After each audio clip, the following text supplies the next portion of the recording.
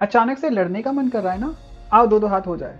शायद आपकी मंगल की महादशा चल रही है। Let's discuss the 7 most action oriented phase of life, the Mars mahadasha. चंद्रमा की 10 साल की महादशा में जो इमोशनल रोलर कोस्टर हुआ है, उसके बाद आप लैंड करते हो मंगल की महादशा में। Mars is action and execution, इसलिए 7 साल जिंदगी रुकती नहीं है, आप भी नहीं रुकते। You tend to have a go getter attitude. मंगल जिस घर में बैठा होता है कुंडली में, उस घर में एक वॉर शुरू हो जाती है। फॉर एग्जाम्पल, अगर मार्स 10th हाउस में बैठा है तो आप अपने प्रोफेशन में एक वॉरियर की तरह जान लगा देते हो। अगर मंगल लगन या लगन लॉर्ड से कोई भी कनेक्ट बना रहा है और महादशा में एक्टिव है, तो आप अपने लिए एक नई आइडेंटिटी क्रिएट करते हो, मगर बहुत सारे स्ट्रगल से।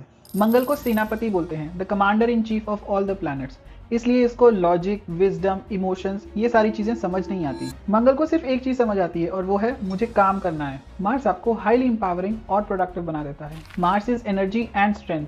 आप 4 लोगों का काम अकेले करने की एनर्जी फील करोगे, लेकिन किंतु परंतु अगर ये एनर्जी चैनलाइज नहीं की गई तो ये डिस्ट्रक्टिव एनर्जी बन जाती है। इसलिए मंगल की दशा में लोग अग्रेसिव हो जाते हैं और उन्हें झगड़ा करने में बहुत मजा आता है।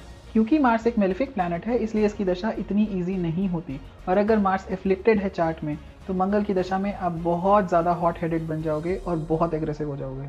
कॉन्फ्लिक्ट्स एंड आर्ग्यूमेंट्स आपकी डेली रूटीन का पार्ट बन जाएगा। मार्स इज पैशन, इसलिए मार्स की दशा आपको ड्राइव तो देती है, मगर डिसिप्लिन भी चेक करती है। अगर आपने डिसिप्लिन होकर कंसिस्टेंसी से काम कर लिया, then the world is all yours. Mars is anxiety and Mars is mantra siddhi, इसलिए मंगल की दशा में एंग्जाइटी इश्यूज बढ़ जाते हैं। और इसकी रेमेडी क्या है? इसकी 2 इंपॉर्टेंट रेमेडी है। पहला है इंटेंस वर्कआउट और दूसरा है mantra chanting. In the next video let's take a break and discuss a very important topic in the Dasha series, which is a break or a pause in the Dasha pattern, जिसको बोलते हैं दशा छिद्र। Till then, stay tuned and follow Karmic Jyotish.